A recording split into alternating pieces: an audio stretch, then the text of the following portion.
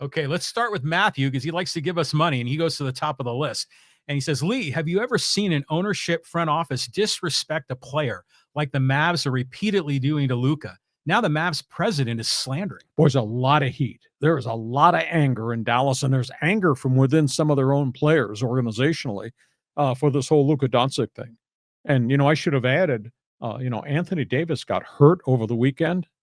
He has now a severe abductor injury, which is in the groin area. He's out indefinitely. They're talking maybe 2 to 4 weeks. And he's a tough guy. He plays through injuries, but he has a history of injuries, and now he's hurt again in his first game in Dallas. They are enraged, Maverick fans are, with this whole Luka Doncic thing. And the fact that the president of the team and the general manager of the team said we need to change the culture, we have to get better defense to be a championship team, is just kind of thrown gasoline on the fire. These fans are not happy at all. And now AD's hurt. Well, I saw that injury, and he was doing great in the early part of that game. 26 points, 12 rebounds before he went down. Yeah, and then all of a sudden, it's just like he pulled a muscle somewhere in his groin region somewhere. I don't know. That's got to be rough, but if you're a Mavs fan. But I was reading that Mark Cuban didn't know about the Luka trade until it was kind of a done deal. Well, Mark Cuban is no longer the majority owner decision maker. Oh. It used to be all things Mark Cuban, but he sold, I want to say, 2 to 3 years ago, he sold a significant segment of ownership to other people because Mark's an entrepreneur. He's off doing many other things. Okay. Okay, thank you for the input, Matthew, and hope you'll stay with us on a week-by-week basis. Next question. We're going to go to Matt again because he's using the super chat, giving us some cash. Thanks, Matt. Hey, the Clips are last in the NBA attendance. Ballmer's shit out of luck. Well, team's not dominant right now. Team is going to be in the playoffs, but they don't have enough players, I don't think. It is kind of surprising. They've opened the fancy new into a dome. Everybody likes it, but the electricity with the team has gone away just because I've had so many injuries, and it's just not the same franchise. Kawhi Leonard's return has been kind of up and down, some good outings, and then as the minutes have piled up, he's now gone over 30 minutes twice in the last 2 weeks. His productivity, his shooting has gone way down from what it was. It's just not a complete basketball team right now. Yeah, you build a brand new arena and you're last in attendance. That's rough, man. I agree. Yeah. Okay, let's keep going here. We'll go to Hector. He says, Lee, you can only do a physical on a player after the trade has been completed. Before then, all you could see is medical records provided. See canceled Cashner, Ray, Padres, Marlins trade in 2016. Well, the NBA allows you to have conversation with the other team's doctors. So that conversation supposedly to Rob Pelinka took place. They said they vetted it. And they came away with, he's ready to be traded because he never had back surgery. But he gets there and they find 2 more problems in addition to the back issue. And one of them, I was told, is a significant foot injury that maybe they saw a potential stress fracture, or maybe something's going to break. So now you got to send him back, and now you got to repair the damage with Dalton Connect, the number 1 pick that you did when you traded him away. And now you're looking at your roster, and you got Jackson Hayes, career lifer backup. He's going to ride him through the playoffs. They said they vetted him. You mean there was no documentation from the Mavericks when you looked at the medicals from him about the foot problem? I don't understand it. What's Pelinka doing? It's got to be some gamesmanship here, because they have injuries that are reported. There's probably some injuries that are not reported that maybe the Mavs knew about Mark Williams that they didn't need to fully disclose. And they're probably hoping they could just sort of pass him off to the Lakers. So this thing came back and bit him in the butt. But, it's interesting. Hector references the Padres trade. I remember that Colin Ray deal. The Padres would have ended up with Luis Castillo on that deal, and they had to refund that deal. So, and then, and by the way, Preller has always had a history, right? With the medical records, people have criticized him for that. That's why he got suspended. Yeah, exactly. Okay, next one. Thanks. Okay, next one. Let's go here to Gary, and he goes, Conforto and Pages are going to platoon. Interesting. Could be. But they can have a numbers problem because of the fact that, you can only have 26. Now, they do have diversity. So that's going to be fascinating to see. The one that is on the outside looking in is James Outman. And a year and a half ago, that was a hot, hot prospect in the outfield. Now, he's still got options, so he's probably going back to Oklahoma City, but did not turn out to be what they thought he would be, because when he first got here, he was a flash, and it turned out to be flash in the pan. Yeah, this is going to be interesting how they configure. But to your point, yeah, they got guys like Chris Taylor. They're like Swiss Army knives. They can play just about anywhere. But every way they turn, they're fully loaded. One of my buddies, who Dennis at Post Atlantics here in Poway, is a big Dodger fan. He said you could take the Dodgers 40-man roster, split it in half, and both teams would be favorites to win the World Series. No, that's a bit of a reach. Dennis is an excitable Dodger fan. Yeah, I understand that, but they've got 23 veteran pitchers who've had success in some form or fashion at the major league level. Now, some of those guys are recovering from surgeries, and a bunch of those guys are going to wind up. Today is the first day you can put guys on the 60-day DL, which opens up roster spots. So the Dodgers are going to put some of these surgical pitchers in recovery on the disabled list. But the Dodgers have got so many arms. Luckily, some of these pitchers still have options left, because they're going to be sending a bunch of guys back to Oklahoma City to at least start the season. So really good team. Holy cow, what a really good team. What do you expect from Kershaw? I mean, I know he's not going to come back till halfway through the year, but do you think he's going to be a starter, or are they going to use him in a different way? Just depends the health of all these other guys. What is Dustin May going to be like after 2 elbow surgeries and the next surgery he had? Is Tony Gonsolin going to be completely healthy? Because he had multiple different physical surgical procedures. So if guys aren't what they expected them to be, then Kershaw probably, when he signs, and I was told he's going to be ready June 1st. He's coming off the foot and the shoulder, or foot and the back. Shoulder, I think. He's coming off 2 minor surgical procedures. But the target date is June 1 with him. So good insurance policy. And that's why they haven't signed him, because that way he won't count against luxury tax and things of that nature. He'll be a half a season contract that'll kick in on June 1st. But they say he will be back. Dodgers. Okay, let's go here to Raul Zendejas. He goes, gentlemen, how will San Diego FC do this year? Well, I'm going to be intrigued to see if they have enough goal scoring to go with Chucky Lozano, the veteran from Mexico. They've built this thing from the back end out. They've built it from the goalkeeper through the fullbacks towards the midfielders and the center backs. I think their defense is going to be pretty good, but you need snipers, and I don't see a lot of snipers there outside of Lozano, at least at this point in time. So. And there's so many foreign names that they're coming from so many different places. We just don't know who they are and how good they're going to adopt, because everybody who comes from, they have guys from the Netherlands and guys from Pakistan and Greece. They all come from different systems. I think it's an enormous challenge in such a short window to mold a compliant roster that'll play together in a system this coach wants to present. So it'll be fun going forward, and we'll see. And that thing, their first home opener is, I think, March 1st. Yeah, here we go. And like, how are they going to do? I have no idea. I have no idea how they're going to be, but I'm excited to have the team here, to have MLS in San Diego. I think it's great. And by the way, Raul Zendejas, that name sounds familiar. There's a bunch of Zendejases, the kicking Zendejases. Well, they were in the NFL, in right? The National Football League. But I thought there was a Raul Zendejas that was with the San Diego Sockers back in the day. No? Or maybe it was a different first Might name. be a different one. But no, the Zendejas name is kind of affiliated with all things NFL. Yeah, they were the three brothers, if I remember. Yes. Yeah, okay. So, let's go here to Joe. And he says, do you think San Diego will ever get an NFL football team? No place to play. It's a shame that a market this big, with the track record of loyalty and success, does not have a team and does not have a place to play. They had a place to play, and Spanos could have had the stadium built if he would have made his own contribution to go with what the city, the county, and the NFL had already put into place.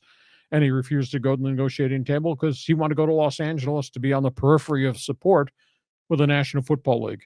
Until we have a way to get a stadium built, and then somebody's going to be able to buy an expansion franchise or relocate. I just don't see San Diego being on anybody's radar now at all. I've never heard that at all. The NFL is talking about, well, if we had to move Jacksonville or Buffalo didn't get the stadium financed, a new stadium to be built out there, would the Bills be in jeopardy? The league is talking about international expansion. The league is talking Mexico City. The league is talking London. Um, nobody's talking about San Diego, sadly. Just a shame. It is. But, there's been a lot of NFL teams or cities that have lost the team and then gotten one back, like Cleveland, like Baltimore, like Oakland. St. Louis did too. And LA as well. So, there's a possibility of it, wishful thinking. But imagine if, the whole international aspect that they put a team and they were like the Tijuana team, like that they could have like a cross-border US-Mexico kind of thing going on. I don't think it's going to happen. I mean, the league is really looking serious at Mexico City, but the league is also looking at the whole international scope of things, which is why there's talk of a London franchise as a starting point, and maybe, I don't know, this is way down road, a 6-team European division.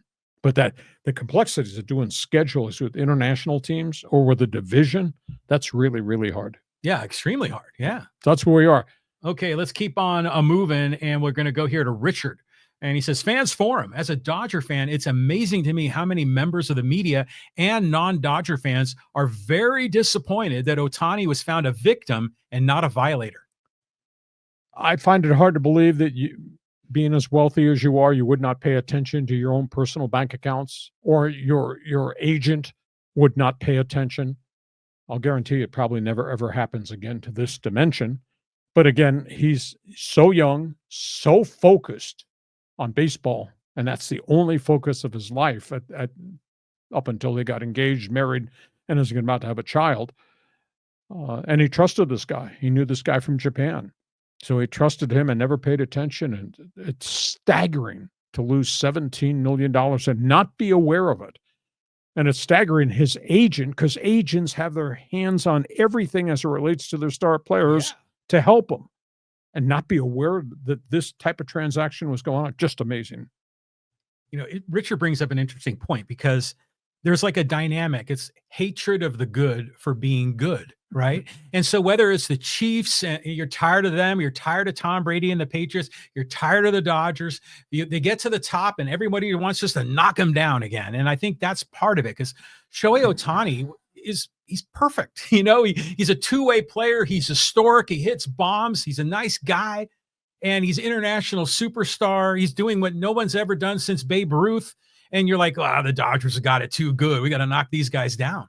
Well, maybe society's become conditioned that there's always negatives around everybody. Ohtani seems to be the exception to the rule. So, everybody from Major League Baseball through the prosecuting attorney to the bank people, to the judge, have indicated he was not implicated at all. He was victimized by all this. But then it begs back to the question, well, maybe John wouldn't pay attention. John's rich. Yeah. How could you not know there's $17 million missing from your accounts unless you just delegate everything to your advisors to make sure everything is okay? Well, he never paid attention, and nobody knew. The reason rich people are rich is they pay attention to their assets and they make wise decisions with it. So that, to me, if you take everything at what we're being told, Ohtani is a damn fool for doing what he did. But, there is maybe a tinfoil hat conspiracy theory here as well. Hi, Richard. Thank you. Okay, let's go here to Bill. And he goes, hey, Lee, Dodgers named Tanner Scott as the closer. I'm surprised a bit, but I think it will still be by committee. Thoughts? Well, initially they said a couple of weeks ago, closer by committee. But Dave Roberts said over the weekend, Tanner Scott will be the first guy I give the ball to start the season. But Andrew Friedman had made the comment, we're going to do it by metrics. We're going to do it by matchups. So I went through this morning on their list. They have 6 guys who've been closers, either in LA or with other teams. So there could be Evan Phillips. It could be Trinan. It could be Tanner Scott.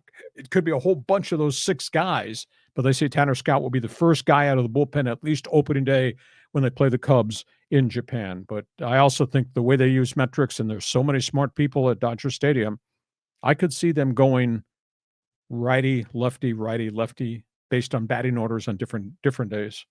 Dodgers this, Dodgers that. So I think clearly Dave Roberts and the front office, they figured out a way to do the matchup thing that worked brilliantly against our Padres. So that was awful for a Padre fan.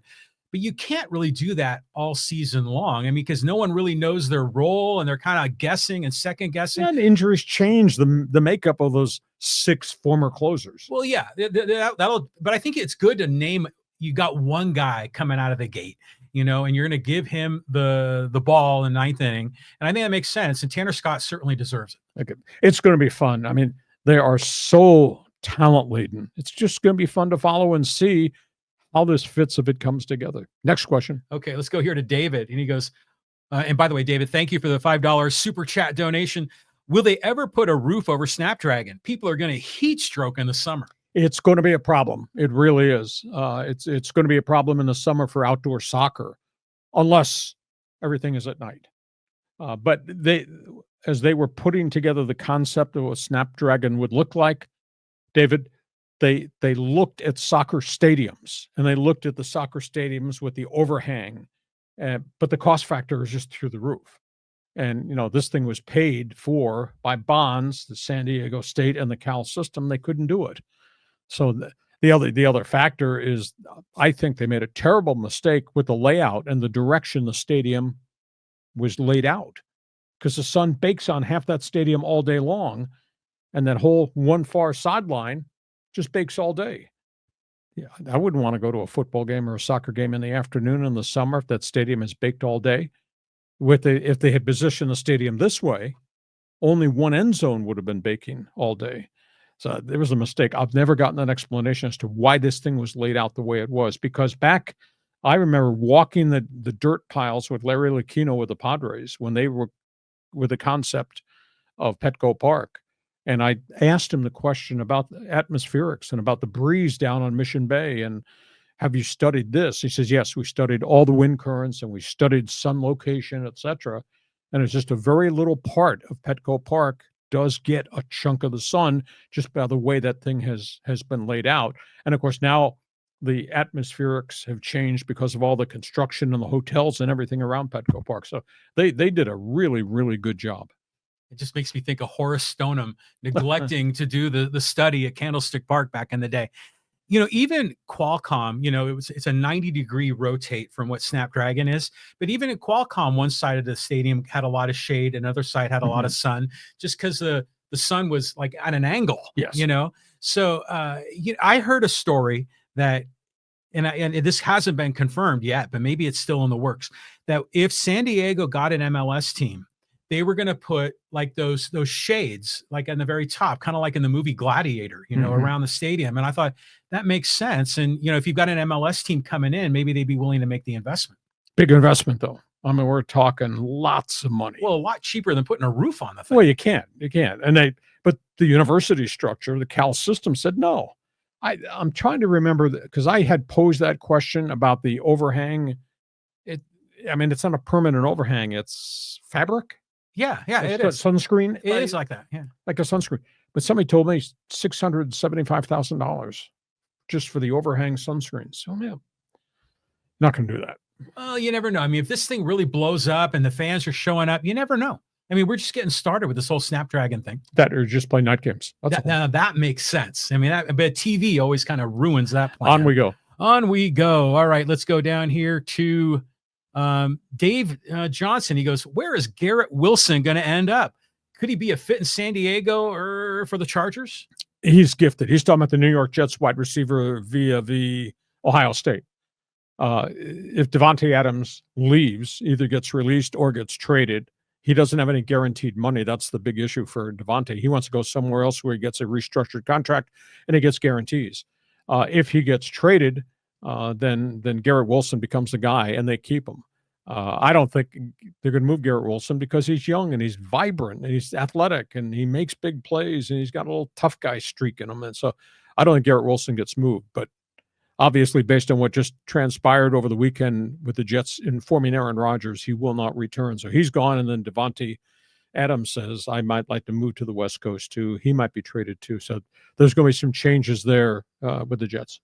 Well, Garrett Wilson. So what do you think about Myles Garrett and Russell Wilson? Where are those two guys going to end up? And Zach Wilson, the former BYU quarterback. Too, yeah, there's a lot of guys named Wilson. I don't know. The storyline out of Pittsburgh with the NFL is that they're leaning towards Justin Fields, young and athletic, and groom him. Let Russell Wilson go on the open market. Russell Wilson's name has been mentioned. Raiders, along with a whole bunch of other guys, and now maybe even Aaron Rodgers. Thank you to my co-host. So there'll be some movement amongst veteran quarterbacks. You know, Jameis Winston is there. You got Ryan Tannehill's indicated he's ready to come back after sitting out last season. There's a lot of guys that are out there. That's where we are, quarterbacks. And again, we're a day removed from the Super Bowl, and our attention will now focus on NFL free agency and the NFL draft. And Major League Baseball spring training. That too, of course. We got the NBA playoffs. You got March Madness coming, man. Sports never sleeps. There's a lot of stuff to talk about. Okay, let's do a couple more here before we get to social media. Okay, let's go here to Larry. He goes, "What's up, Hacksaw? You think Mahomes and the Chiefs threw that game yesterday?" No. They got thrown to the ground yesterday. That's what they did. At the end of the day, Larry, plain and simple, Philadelphia, too big on the offensive front, way too many people on the defensive front. Kansas City's shortcomings surfaced. So, I mean, it shows you how good they are. Mahomes was under siege all season, yet he got him out of hot water because he was so brilliant. They couldn't get him out of hot water in this game just because that whole defensive front was phenomenal. And those left tackle, right tackles could not hold up. And now I said it today, there's a flaw in the roster in Kansas City, which sounds stupid considering how good they've been, that when Andy Reid needed blockers to help those beleaguered tackles, he didn't have a tight end on the roster that was really a blocker. All his tight ends are the Travis Kelce catching down the field tight ends. So you're going to see them go get an offensive tackle or two, and I think you'll go see them add a stud, tough guy, tight end who can block as kind of part of the equation. So they got exposed a little bit because Philadelphia's so great. Oh, yeah, it was just a beatdown, man. And I remember just watching that game. Travis Kelce was totally a non-factor. And then so many times that when the ball was coming to him, it was at his ankles because Mahomes was under duress. Yeah, and he was doubled. They had linebackers dropping in front of him. They had guys over the top. He never got open until it was too late. Mm-hmm. And then Mahomes did go to some hurry up offense in the second half, but by then the doors were getting blown off. If they had done that in the second quarter when things started to get away, then maybe they would have kept that defense on the field and slowed down that pass rush. But you got to have the mindset, okay, we're not going to stand back there and try to go deep. We're going boom, boom, boom, slants and outs and screens and hurry up offense to get back to the line of scrimmage and do it again, and they didn't. And they couldn't run the ball worth a bleep at all. They never tried to run the ball because of those studs, Jalen Carter and his buddies up front. I mean, that was a clinic. What that mean green defense did, that was a clinic. Yeah. How about, is it Dijon or Dejean? He's his birthday. He had that touchdown. He's a fine player. And they found him in what, the second round, third round? Yeah. And we did last Thursday's show when we broke down the rosters. I talked about the unsung heroes, the general managers. I mean, it's staggering. I mean, Philadelphia, I think it was 15 of the top 22 starters are their own players, their own draft picks. What a job Howie Roseman did. And Brett Veach has done a great job in Kansas City over the years in terms of loading it with draft picks and then going out and actually renting a veteran free agent that is a difference maker. So think we're going to be talking Eagles three-peat in a couple of years? Well, injuries changed everything, but right now, that's the conversation point that era in Kansas City is over. And let's just salute the Chiefs. That's a hell of an accomplishment. It might be a new era that's just broken in Philadelphia. Philly fans they're busting up the city right now. They're excited. Okay, let's do one more here before we go to social media. Okay, let's go here to John. He goes, "This was perhaps the least competitive Super Bowl since perhaps when the Bears shuffled over the Patriots back in the day. It was over before I even got my first slice of brisket. Nor am I part of the targeted demographic for the halftime entertainment. It's hard to believe that the Super Bowl is becoming like the Pro Bowl. This ain't going to win fans." Well, this was an odd blowout. Now, there have been blowouts. Somebody told me this morning, because I'd written my column and I made reference to the bad experience the Chargers had against the 49ers and the really bad experience the Chicago Bears laid a beating on Tony Eason. I think it was Tony Eason and the New England Patriots, okay, 45-10. Was that David Grogan? No, Steve, you're talking about Steve Grogan. Steve That's Grogan, way back. No, this was 86, 87 maybe. Mhm. It was a really bad beatdown. But Denver, didn't somebody beat Denver Oh, recently? the Niners killed Denver 1 year. 40-11 or something. Yeah. Yeah. So I mean, these games have occurred, but man, I just sat there and I said to myself, would have never ever thought I'd have a game in which I'd see an Andy Reid team be down 34-0 in the first half, would have one first down in the first half, and at one point they were outgained. I've got all kinds of stats here. At one point, I think they were outgained 177-19 in total offense in the first half. Yeah, I saw a stat like that on the TV screen. I couldn't believe it. But yeah, I just think the Super Bowl is such a big deal, and these players are so psyched up, and they're excited. And then the minute the game takes a turn one way or the other, one team goes into the gutter emotionally, and the other one goes sky high, and then it just turns into a blowout. Yeah. Well, the fact you got 2 weeks preparation, you can display some things that have never been seen before, and that's what Andy Reid built his rep on, is formations and motion, which would make a difference in how you defend Mahomes. He had no chance to do that because his people just could not cope with everything Philadelphia had at the line of scrimmage. And in terms of John's reference to halftime, this has become a bonanza event to appeal to everybody, not just football fan and fanatic over here. Everybody, which means all types of age demographics, which is why you had Kendrick doing what he did yesterday, and why you've had some of these other halftime shows. I thought back that Rolling Stones played at halftime a group of years ago. It was really kind of cool. But that's my demographic. It's just a different time. So they will do a lot of diverse things as it wraps around the Super Bowl game itself, because you're trying to appeal to so many different people. Yeah, yeah. And it's kind of like for old guys, we're always a little ruffled by the new music, Well, you're pissed off that I don't have any Bob Dylan music. I understand that. So, by the way, you need to go see the Bob Dylan movie. Oh, yeah. Oh, it's That's really good. All the music is just phenomenal. Oh, right on. Yeah, yeah. That's a movie I kind of had on my checklist. But I'll tell you what, there's been some great halftime shows. The Prince halftime show Sure. was fantastic. U2 right after the 9/11 was a good one. But this Kendrick Lamar one, we talked about it earlier in the show. To the non-Kendrick Lamar fan, you couldn't tell what he was singing about because the vocals were not really crisp and clear, but I've listened to and read people that have done reviews of this, and they're all saying it was brilliant.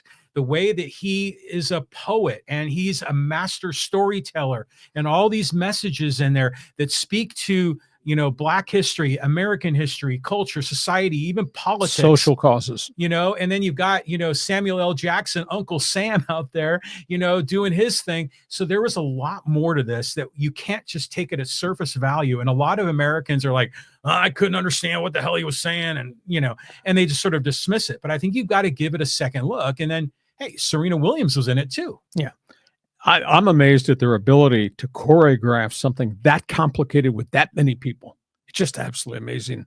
Do you remember the halftime show when Madonna and then she came in? It was like the Spartans, invading Troy, with the people bringing in this Trojan horse with Madonna on top. And you talk about people. You're asking me because at halftime I go eat shrimp, enjoy a shrimp cocktail. I don't care about Remember that. in the beginning, they used to always have the USC marching band. Sure. Back in the day. Now that's a black and white TV. Yeah.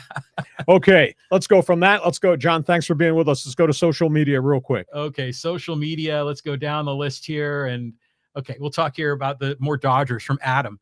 He goes, he's quoting you. They're going to be booed every stadium they go into this year. What the F? Stop being overly dramatic. They're the Dodgers, not the 2017 Houston Asterisks. Were the 1995-2001 Yankees booed at every road game they played? I think the only difference, though, Adam, we now exist in a world of social media.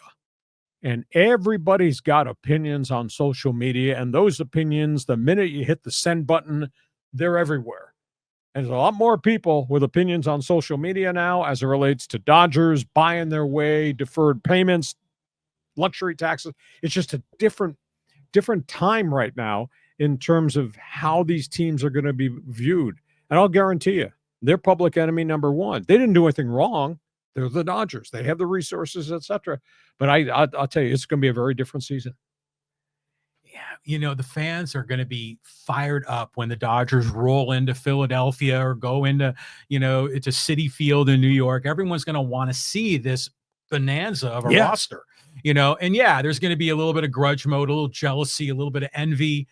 I don't know if they're going to be booing him with the vitriol and the hatred that came out with the Houston Astros and that cheating scandal, though. You're wrong. I just think they're going to be public enemy. Number one, everybody's going to be enthralled. They want to see Ohtani. That's must-see TV, and they want to see this roster of megastars. And by the way, they're the enemy. Yeah, well, there's certain villains in baseball. Like they always boo Manny Machado, right? There's always those guys. But are you telling me Padre fan is not going to boo the Dodgers? Oh, well, of course they will. I mean, and so will Giant fans. But there are no villains on the Dodger roster. They're all like good guys. Yep. They're the kind of guys you want to bring home to mom, And Adam, it's going to be fun to watch opening day. It's going to be great. I don't think it's good for baseball, but I think it's great.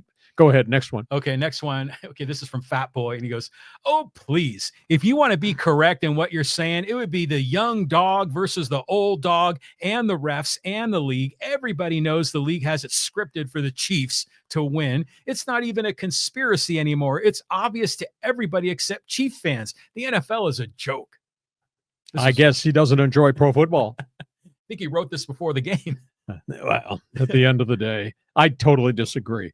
It's a much more complex game right now. It's bigger, faster, much more complicated to officiate. I think we get to the spring meetings in I think it's West Palm Beach. They're going to change. They're going to add some things to instant replay.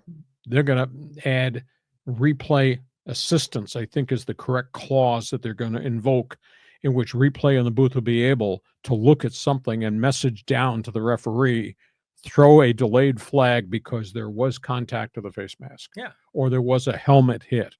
You're going to see that to help the game grow. The most important thing is get the calls correct. You got the technology now. Take it to the next step. I don't want to see instant replay stoppages on every second play, but I think they're going to do some of this.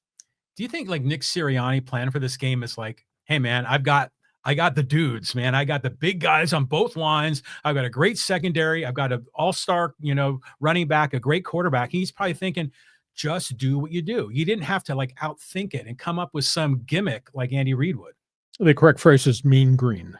That fits everything. There you go. As it relates to Eagles football. Thank you, Fat Boy. Go ahead, next one. Okay, let's talk a little Dodgers and Lakers. And this is from the real, what does that say? The real Angel Rivera. The Lakers and Dodgers are two of the best run franchises. You think so? Well, not so much Lakers lately. I mean, real. You're sitting there telling me it's okay that we're cheering for a team that has to be in the play-in for the postseason. That's what Laker basketball has become. This is not the era of Kobe and Shaq. This is not the era of Magic and Showtime. This is not the era of Jerry West and Elgin Baylor. This is more the era of Jerry Buss's daughters running the franchise and hadn't been very good for a long period of time.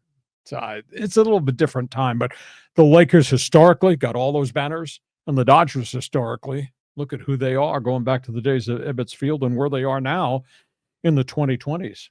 So I guess to a degree, Lakers, Dodgers own Los Angeles, but the Lakers are not what they used to be. No, and I mean, I think a lot of people think that, when Dr. Buss, when he passed and it went to Jeannie, it just hasn't been the same team, the same philosophy, right? Well, it was for a while because Phil was there. Phil Jackson carried a lot of clout, but then age caught up and he left, and I don't think it's been the same since. And Pelinka, just because he was Kobe Bryant's agent, does not guarantee he's going to be a great general manager. His agent, I didn't know that. Oh yes. Oh wow. His marketing guy. Oh wow. Yeah. Well, wasn't Pelinka on the Fab Five team? Is that right? I'm trying to go back because there was some connection I think he had to Michigan. I don't know. You got me. Oh, but as far as the Dodgers are going, we're not that far removed from fire Dave Roberts, right? And people were calling for that. Yeah, and we're not that far removed from the bad times with Frank and Janie McCourt. Yeah, that too. But look at where we are. Look at what they've become since the Midas Guggenheim. touch.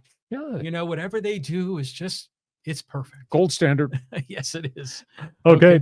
All right, let's go here. Talk a little NHL here with Matt. He goes, I understand the players union usually. This, however, is a really bad look. Friggin' guy is known dirtbag with receipts. No place in the game for this BS anymore. Oh, he's talking about the mess in Minnesota and the terrible hit on the Ottawa player that could have broken his neck and the 10-game suspension that was handed out. And he's got a track record. We're talking about Ryan. He's got a track record of violent acts, and that's why the league suspended him for 10 games. And next time it should be 20 games. But to me, the bigger picture is Gary Bettman and his vice presidents have to take control of this league and stop this. To me, I've seen more bad fights this year than I've seen collectively in the last 5. And we've had more incidents with head injuries and concussions and guys getting knocked into the boards face first, guys cross-checked. And then what this guy did with a cross-check to the back of the neck to the Ottawa Senators center, Tim Stutzel, was egregious. I've never seen. They could have broken the guy's neck. So the league may be excited about nobody gets hurt in fights. Well, that's not necessarily true because concussions come from fights and multiple concussions lead to CTE. And there have been NHL players who committed suicide. So, Gary Bettman saying, well, I can't find any link. Well, you're not trying real hard because I think it's out there. But Bettman needs to get this game under control because it's a great game. And John Riley has every right in the world to earn a paycheck playing in the NHL. I have every right to check him at center ice, but not doing it with a cross-check to the face or a knee-on-knee check that could destroy his ligaments. We just got to do a better job policing, and that falls to the front door of Gary Bettman. Well, that was a brutal takedown. I mean, I saw the replay. It was like in a face-off. Yeah, and Stutzel fell. Yeah. And a Minnesota player cross-checked him on the back of the neck and full body. Yeah, but he came down like with his elbow, like on the back of his head. And on the full neck. weight. Yeah, and just smashed his face into the ice. I mean, that was brutal. Yeah, I concur with you. So, Bettman, my memo, clean this game up. Everybody's got a right to earn a paycheck in the NHL. Let's do one more here. Okay. Let's go here. A little more Dodgers, Padres smack talk. This is from Valente Medrano. He goes, Kershaw curse. When you have grown wealthy men sticking their tongue out, picking a fight with the fans and pay a player that has a short fuse, a boatload of money, fans will not feel sorry for y'all. Call it karma. Call it you reap what you sow. It comes back threefold. A house divided will no longer stand. Jeez, you said a mouthful there. So obviously he's talking about the mem on the scoreboard towards Kershaw. Is he interjecting a little jerks and Profar jumping up and down in left field, taunting the fans, or Tatis grabbing his crotch as he looked in the fans in right field? Is that what he's saying? Yeah, and a little Machado in there too. Yeah, exactly. So, last week, Eric Grupner, the Padres president, made the comment, about the rivalry. He said, well, we want to do things classy at Petco Park. Yeah, right? Classy? Kershaw meme, and I like Profar. No, it's a meme. Okay. And Profar jumping up and down. That was great theater. I mean, that whole thing. Was that classy? No, but that doesn't matter. It's still fun, And Dodgers fans right now, they love not being classy. Dodger fans love smacking the Padre fans and the Giants fans down. Little brothers, you guys ain't no good. You're not as good as our perfect Dodgers are. So they ain't classy. But I thought the meme was fantastic. I mean, obviously it backfired on the Padres. Jurickson Profar was just jumping and having some fun time because he robbed the home run ball from the fan. That wasn't that bad. It was a great play. Yeah. And then Tatis was sticking his tongue out, but it's the playoffs and there was so much emotion going on at that time that it just felt like it was just a lot of energy, and I kind of like seeing that. And Machado, by the way, is constantly scapegoated as a villain. He's a much different guy today than he was 10, 15 years ago. Okay. I can't wait for the Dodger Padre first game of the regular season series. They're going to meet each other 13 times. Yeah, 13 games. We're going to be able to explore this. It's going to be awesome. Good deal. Hey, listen, we hope you have enjoyed our podcast.